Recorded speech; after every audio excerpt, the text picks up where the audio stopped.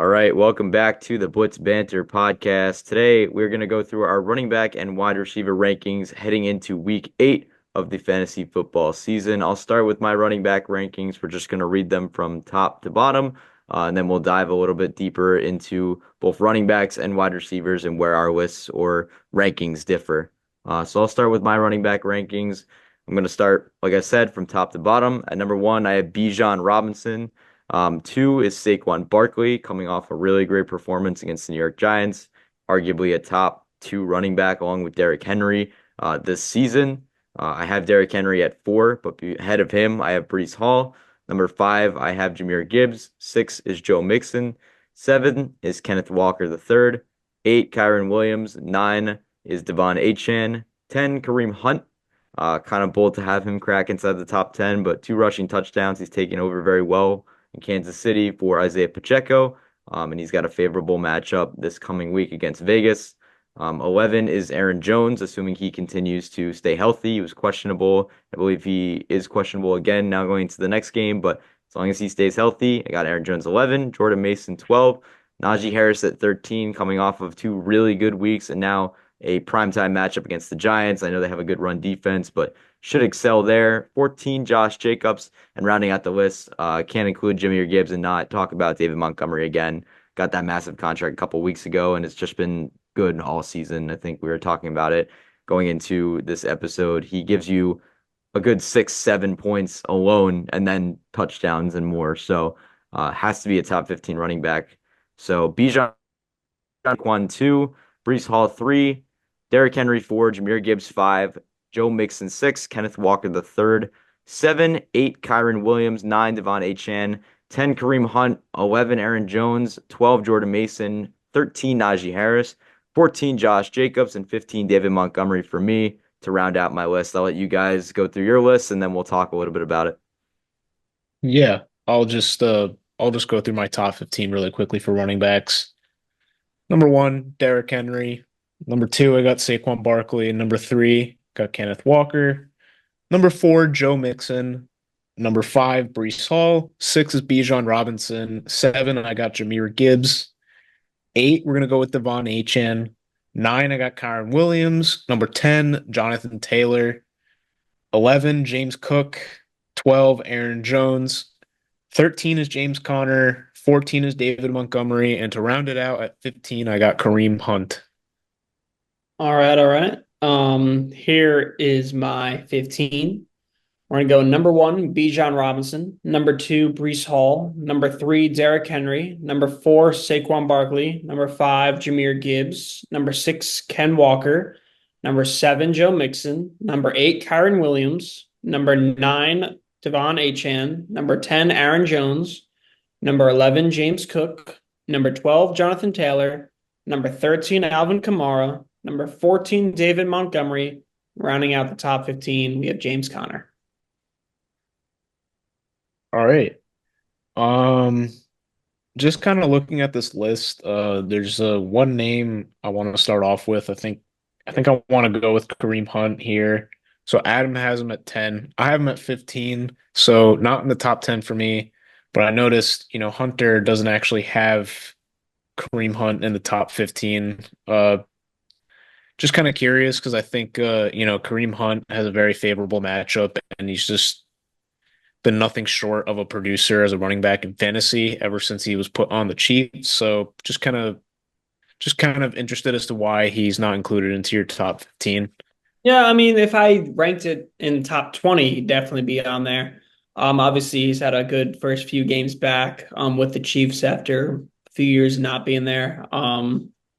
Obviously, he was decent with the Browns, a couple other stops along the way. But I don't know if I could just necessarily trust him to be in that top 10 conversation just yet this week. Obviously, the Raiders are definitely a favorable matchup, but do I still think he'll put up like around 10 points or so and be a reliable flex option? Yeah, I'd say so. But I don't think I could crack him in my top 10, and I think he just misses the top 15 for me.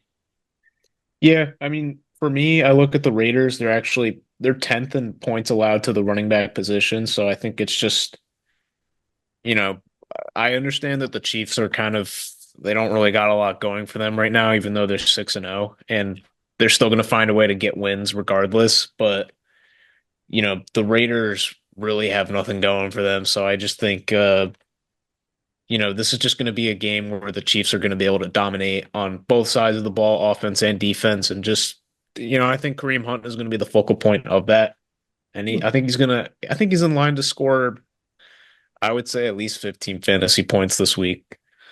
Yeah, That's for I me at agree. least. I agree for sure. I actually made a trade in my fantasy league. I traded Jordan Mason to the guy who has Christian McCaffrey. I have Isaiah Pacheco, so I got Kareem Hunt in return. I was very impressed with him this past week. 2 touchdowns for him on the ground.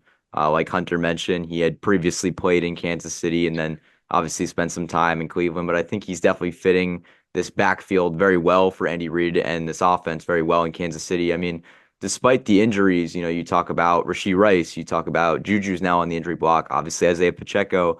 Um, they really just have no life on offense, yet they continue to find a way to win week after week. Now, some football fans may make the joke or make the argument, well, the fans are helping them, the refs are certainly helping them. The league certainly likes the Kansas City Chiefs. They're a feel-good story right now as they go for the three-peat, but you can't make up the numbers with Kareem Hunt. And I think, like you were saying, Mark, this next matchup against the Raiders, they're 23rd in rushing defense, which, not great, but also not terrible. Like you were saying, the Raiders aren't a team that stands out to me. And especially on defense, I mean, the only player I can think of is Max Crosby, but Kareem Hunt could be everywhere. You see him break open for multiple yards if the offensive line is doing their thing. The Raiders have given up 136.7 yards this entire year, and they've given up 9 touchdowns, which 9 touchdowns is actually tied for the most. I'm sorry, it is third most of any other team. The Cowboys have given up 10, and the Panthers, who are dead last, have given up 13. But that alone just goes to show you that if you have Kareem Hunt in fantasy, I'd feel comfortable starting him at RB2 or flex because I think he's going to get you touchdowns. And also, we haven't gotten an update on Pacheco. So you like to think he's going to come back in maybe 2, 3 weeks. But in the case that he doesn't, I think you really got a good handcuff in Kareem Hunt. Yeah, it's kind of like, to me, Kareem Hunt is kind of like in the exact same situation as Jordan Mason is in, until their top running back, irrespective, Christian McCaffrey and Isaiah Pacheco both come back. They're both guys that I think you can almost consider as must starts on a week-to-week basis. For me, though, Jordan Mason's a little bit different now because the 49ers offense really is almost like non-existent at this point. I mean, Deebo Samuel is diagnosed with pneumonia, so we don't know when he's coming back. George Kittle he's like a week to week basis right now. He's got a foot sprain, and he could be playing one week, and the next week he might not be playing. Brandon Ayuk just tore his ACL. So the 49ers team is just a team that's losing all of their weapons around them. And I think part of the reason why, players are good in fantasy is because they have other players around them that are also really good on the team. So now I'm looking at Jordan Mason, and even though he's still a must-start guy for me, he just wasn't someone I included in my top 15. And I know Hunter didn't as well, but Adam has him at 12. It's not that I'm low on Jordan Mason. I would still put him in my top 20, but just I'm just curious as to why you included Jordan Mason as opposed to some of the other names that I think I like Jonathan Taylor. That's really one name that comes to mind for me. Yeah, I like Jordan Mason a lot. I think until we get information on Christian McCaffrey, I think he does crack my top 15. Now, I will mention he was a lot higher. If you go back a couple weeks ago, a couple episodes ago, I think I had him at 12 this week. It was a tough ad for me. I don't have him very high up. I had to put him top out of the top 10. I think there's a little bit more competition. If you tuned into last week's episode, I talked a lot about Isaiah Garendo or Garendo. Still having trouble pronouncing his name, but um, I think he has a lot of high upside, a lot of promise to his name. I think somebody like, when Christian McCaffrey, for instance, when he comes back, like Jordan Mason's going to take a step down. Jordan Mason also had an AC joint sprain, which is the shoulder, last week, not this past week, 2 weeks ago. But I wouldn't have put him top 15 had he not played well. And I don't think he had a top 10 performance this past week, but I do think we still got despite the shoulder injury where I thought things were going to go haywire. And that's why I traded him actually for Kareem Hunt. I just thought, McCaffrey's coming back. This is, again, one of the last few weeks you can actually start him. And that's why I have him within the top 15. Again, not good enough to be in the top 10. Somebody like Jonathan Taylor, I didn't include just because he, kind of like you were mentioning with George Kittle, has always had that questionable label to him. And that's something that is a little concerning to me. If he's healthy, I mean, he's an easy, potentially even top 5 play every week for me. But it's just you don't know with the Indianapolis Colts. They were a team I had picking going to the playoffs this year, maybe being a first round exit, but being a wild card in that very first episode we did. But we just don't know with the Indianapolis Colts. Quarterback changes due to injury, running back changes due to injury. Will we see Trey Goodson? Will we see Trey Sermon? Or, one of those elusive backs to back up Jonathan Taylor. But again, I think Jordan Mason, it's short term, it's temporary. It's one of the last few weeks you can put him in that top 15. And I mentioned he's going up against the Cowboys now, a very fraudulent team, a team that, they're either going to give you a lot of great numbers and they're going to blow you out, or they're going to get blown out. And I do think despite the Niners injuries, Ayuk being down for the year, go pick up Ricky Pearsall, Debo having pneumonia, I think he'll be ready to go. George Kittle, I think he'll be good. I still think he has an opportunity to perform against a Dallas defense that, let's face it, they should have been a lot better than they are now. But I do think they're underperforming and they have not been impressive to me. And as I mentioned previously, Dallas's defense has given up 10 touchdowns this year, which is the second most. The only one other team has given up more touchdowns, and that's the Carolina Panthers. And I think you can start anybody against the Carolina Panthers, offense, defense, whatever. But Dallas's defense has not been impressive to me, and I will give Jordan Mason the nod just for a couple more weeks until we see Christian McCaffrey. I believe he's practicing or he's rehabbing. He's getting close, but Jordan Mason is still in that top 15 for me, outside the top 10, and he'll continue to go down every week, but it will change a lot when Christian McCaffrey does return. Okay. Did you want to add anything, Hunter? No, I mean, I feel like Jordan Mason, he started off really well and he's kind of been on a downward spiral of late. I think it's not only on him. I think first of all, a guy that just gets kind of get thrown into the fire. You hear week one, you've never really started before, that Christian McCaffrey, the best running back in the league, is going to be out. For that game, you ball out or whatever, but you can't really keep that consistently. If you're a running back that really doesn't play much, I mean, it's pretty rare that you find someone that does it. Of course, it does happen, but I can't say it's really happened to him. And as I said just before, it kind of does have to do with the people around him, kind of like what you guys both said, that the better players around you, kind of the better you play in general. But everyone's hurt on that team. Ayuk's out for the year. Deebo's got pneumonia. Kittle's week to week. Juwan Jennings had a hip injury. He was out last week. I just named every single skill player on their team, every single one of them, pretty much, besides quarterback Brock Purdy. So they don't really have much going on right now. They're 3-4. Meanwhile, when healthy, they have a roster that could be 7-0. But right now, the Niners are kind of in a bind. Yeah, just Yeah. to give a little context. Oh, yeah, just to give a little context, like Jordan Mason's not a guy I'd be looking to sit. I still think he's a strong start on a week-to-week basis until Christian McCaffrey comes out.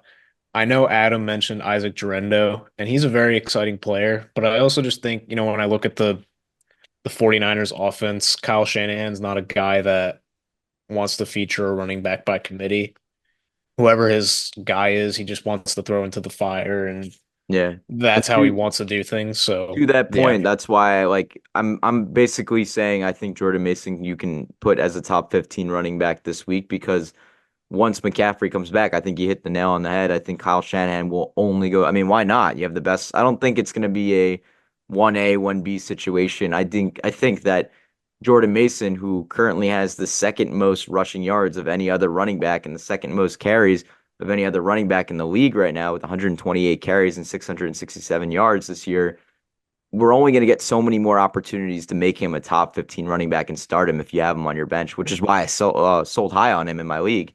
Because like you said, Mark, Kyle Shanahan is going to want to go to his guy. And that I don't think Jordan Mason won't ever touch the ball again this season. I think he will get opportunities, but it won't be as many opportunities with Christian McCaffrey. Again, you have the number one running back when healthy in the league in your backfield. When you already have Ayuk out, Kittle banged up, Debo with pneumonia, even Jordan Mason, like, right, he had that AC sprain, like his shoulder sprain, Shoulder injury. Yeah. shoulder injury. Yep, correct. So it's like once they have McCaffrey back, my point is he is their guy. But in the meantime, I think you can make the argument for him being just outside that top 10 and a top 15 running back. And again, I think he's actually leading the NFC in rushing yards because he got off to such a great start this year. Like I said, he has Yeah. 667 yards, which is the second most of any other running back in the league, and also the second most carries. Like we're talking about a team that they have weapons in the air, with Ayuk, Kittle, Debo. But on the ground, like when your backup is doing way better than he's supposed to be and is way over exceeding expectations for, it's a very hard title to be, the guy replacing Christian McCaffrey while he's sidelined with an injury. And I think Jordan Mason has aced that role in the meantime, and I hope that he can continue to do it. But I do, like I said, I do think that McCaffrey will be back.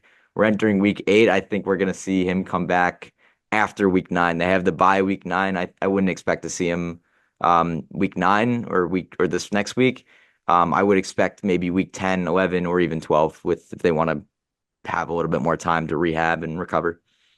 So, Yeah. I mean, I think people gotta remember one thing is that the NFL, typically in fantasy, I think there's a saying, follow where the money is going. Christian McCaffrey is their paid running back. He is on contract. Jordan Mason is not. So if people think that, Jordan Mason's just gonna like have a significant role in this offense once Christian McCaffrey comes back, I'd think twice. When Jonathan Taylor got paid last year, everyone was like, "Oh, what about Zach Moss? What about Zach Moss?" Look what happened. He quickly became irrelevant. So, yeah, not losing I'm his not job to saying, Chase Brown right now. So yeah, I'm not saying that Jordan Mason will become irrelevant. I'm just saying, you're trying to make a Super Bowl run or playoff push now. Like they need a guy like Christian McCaffrey on the field almost 100% of the time, especially with Brandon Ayuk off the field. I So I also think think that, that's what stands out too about the Kansas City Chiefs, and whether you want to make the argument that the refs are helping them out or the fans are behind them, or it's a feel-good NFL story, with them being back-to-back champs and going for a third. I mean, they have just as many injuries as the Niners, and these are the two teams that were in the Super Bowl this past year and played this past week. But the Chiefs continue to find a way. I know Pacheco isn't at the same level as McCaffrey, but it's still a major loss for that offense. And that's why I have Kareem Hunt just a little bit higher and very high on him right now because we don't know what we're going to get out of Pacheco. We don't know what we're going to get out of McCaffrey when they do return week 10, 11, 12. But we do know in the meantime, like Mason's still a must start, but he is slowly declining, like Hunter said. But on the other hand, Kareem Hunt, I think, is slowly climbing because until Pacheco comes back, and even if he does, like we don't know what version of him we're gonna get, right? Like so those are two guys I think it's very important to focus on and two teams as well because they both have several injuries on offense and one team is finding a way to win with that and that's the Kansas City Chiefs and the other is the San Francisco 49ers who are struggling and are being hurt by those injuries. yeah. All right. I think we can move on from that conversation. Um, there was another name I wanted to touch on. This is just gonna be like kind of a Miami Dolphins situation going on here. We all have Devon Achane ranked in the top 10, and I'm actually like, me as an owner of Devon Achane, like I understand the upside that he has in fantasy. Is he necessarily super efficient with the rushing game? I think he is, when Tua's on the field and he's not the only player that you need to lock down on the field because I don't know, for whatever reason, Tyreek Hill and Jalen Waddle just don't do anything when Tua's not on the field. They're just they become not even startable players in fantasy.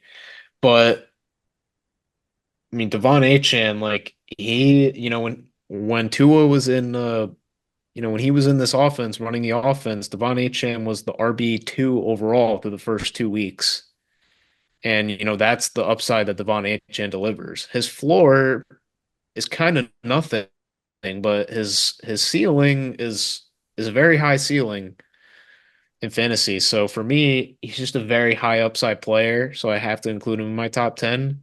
And, he's going up against the Arizona Cardinals. And I expect, with Tua Tagovailoa coming back against the Cardinals, which is confirmed, I Well, believe.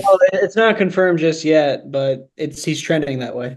But yeah, Okay. So yeah, the Dolphins are trending him in that direction to play. I think he will play. Um, sure hope so. because I think Tua is fine, at least as of right now. The Cardinals Um, also are 26th in rush defense as well this year.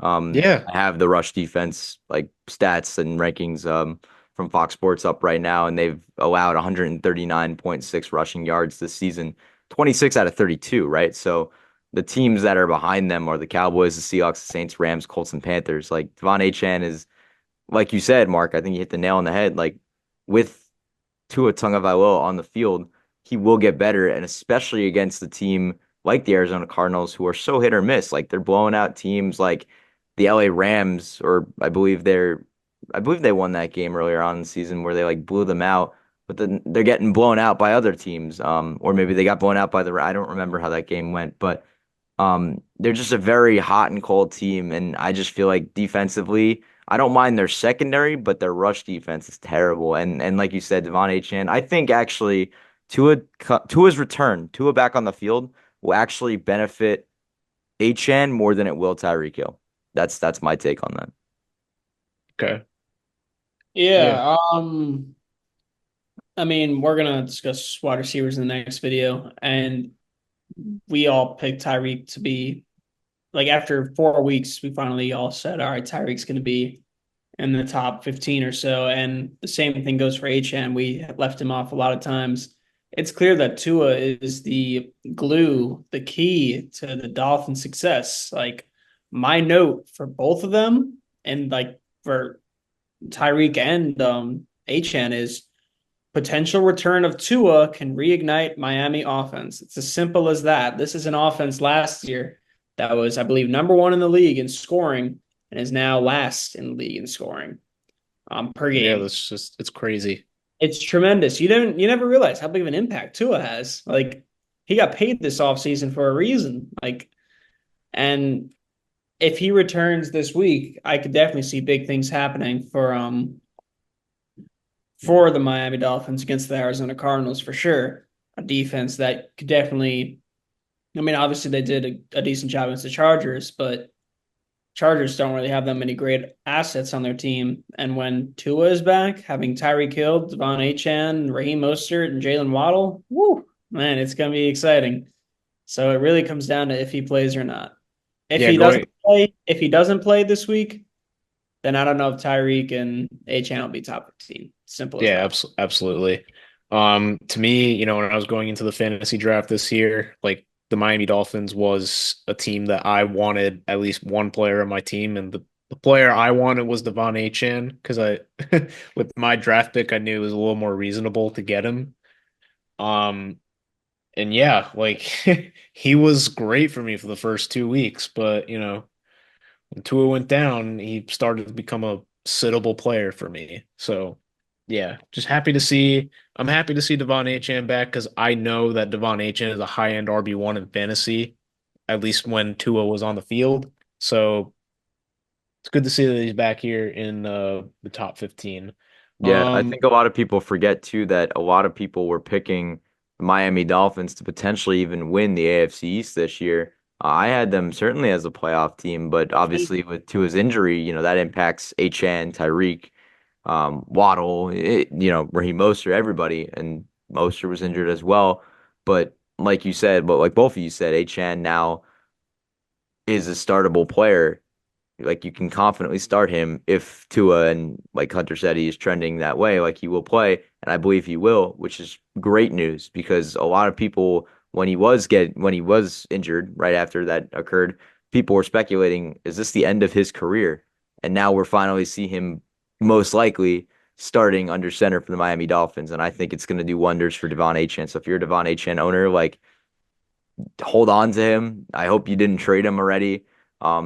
It's an investment. It's high risk right now, but I think high reward in the end because he is a league winner. Like last year, he was a league winner, and I think Hunter said it last week, or maybe Mark, you said I don't remember who said it, but if Tyreek had been healthy this whole time, we would put HN in our top five, maybe at five.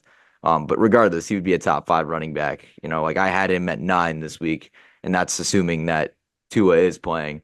But when he does come back, and if he does look like himself, and obviously does stay out of concussion protocol, I do actually believe he can be a top five running back rest of season. And I stand by that. Yeah, I mean, for me, Devon Achane, it's not necessarily like more skillful than some running backs like Derrick Henry, Saquon Barkley, and all those guys, but we're talking about fantasy football. I think he had like one of the highest receiving roles like through the first 2 weeks. I mean, I'm pretty sure he had like 7 or 8 targets in both games, and like that's extremely valuable if you're in a PPR league. If you're not in a PPR league, then this doesn't mean anything for you. But Right. like that's not just rushing yards he's getting, which when Tua was on the field, he was definitely way more efficient in the rushing game. But he's also getting efficient in the receiving game as well. So it's like, you Sure. know, in the passing game, you talk about guys like Tyreek Hill, Jalen Waddle, but Devon Achane is also just right there with those guys getting involved in the receiving game. So, to me, Devon Achane might actually be like the best Dolphin just with upside and fantasy value. I mean, obviously Tyreek Hill is Tyreek Hill, but like Devon Achane is just a sleeper to me. Um, all right. I think we can move on from that conversation, but I'm happy to see that Devon Achane's back. You know, really Tua is back and is going to reignite this offense, like Hunter said. Yeah, he's So PPR monster. yeah, Yeah. exactly. Um, all right. I think the last guy I wanted to touch on because everyone else were pretty relatively the same on. I see Adam has Najee Harris at 13. To me, Najee Harris was someone I wanted to rank inside my top 15, but I just couldn't put him over guys like David Montgomery and James Conner personally, even though James Conner might have a tougher matchup. He's just proven to be extremely efficient in the run game. And, is one of those players for the Cardinals that will get it done for that offense. So, Najee Harris going up against the New York Giants. So I understand the matchup logic there. So, yeah. Yeah. For me, Najee Harris, I mean, I actually have him on my team. I'll be completely honest with you guys. I've never been a big Najee Harris fan. As a matter of fact, I've actually questioned like, why did I draft him this year? Um, but I will say the last 2 weeks. So 2 weeks ago against Vegas, 106 yards. Against the Jets, 102 yards. So like I said, he is definitely turning the page. I knew he had 2 touchdowns too, and I was looking at it and I was like, why? First of all, they won by more, but I was looking at it in reverse. The Jets, they beat the Jets 37-15. Like I know they played the Jets, like I just said, but I don't know why they went with Russ. 21 carries, 102 yards. He did actually have 4.9 yards per carry. So taking back what I said before, that's actually really good. And he had a touchdown in this game. I just like him a lot. I think the Giants do have a really good rush defense, but a big factor for them is that they don't have Kayvon Thibodeau. This game is also in Pittsburgh coming up week 8, and I do think in prime time, like I said, we could be seeing maybe a turnaround here. Like for the Pittsburgh Steelers, they've now won 2 in a row. So correct me, I was looking at it again backwards, but they've won 2 in a row. They beat Vegas and they beat the Jets. So they are 5-2 on the season, which is very good. They are exceeding expectations, and I don't think. I mean, I don't know about you guys, but I did not expect them to be one of the hottest teams in the AFC this year, especially since they started the year with Justin Fields and just went to Russell Wilson. But yes, I do think Najee Harris could be turning the page, and I mean, come on, he's an Alabama guy, so he's got to do well, right, Hunter? So, but yeah, Yeah. so that's why I had him at 13 in my top 15 this week. Yeah. Well, you kind of took my lead there with Yeah. the Alabama stuff. Of course, I've known Najee for a long time now. His rookie year, he was really sensational. 300 carries, 1,200 yards, 7 touchdowns, made the Pro Bowl. But since then, obviously, people kind of think he kind of slid a little bit, but he really is still getting the same numbers. Last season, he had 1,035 yards and 8 touchdowns in his second year. 1,034 yards and 7 touchdowns. Literally the same exact numbers, pretty much. And this year, it seems like he's kind of in that same direction, but he kind of split the backfield with Jalen Warren last year. And people were worried that that was going to be the same thing again for this season, but that really hasn't been the case, which is really exciting that he's kind of returning to that Pro Bowl self. Obviously, as I said, those numbers were similar last 2 years to his Pro Bowl self, but if I'm going to take a guy in year one versus year four, I'm going to take that year four player without a doubt, like that year four version of that player. And so I do understand the top 15 pick for Najee this week. I think it's a good choice, especially against the Giants defense that is just terrible. Giants in general are just they're probably the second or third worst team in the league. But I who's would home for say the like maybe fifth or fourth. I think I can No, name three teams that are worse than them right now. please You want go me to? ahead. Yeah, go Let's ahead. go. Yeah. Yeah. Carolina's one. Yeah, I yes. I don't know. All right. They are. I'm But gonna keep say going. I'm gonna say Vegas. Now. No, Nope. really. No.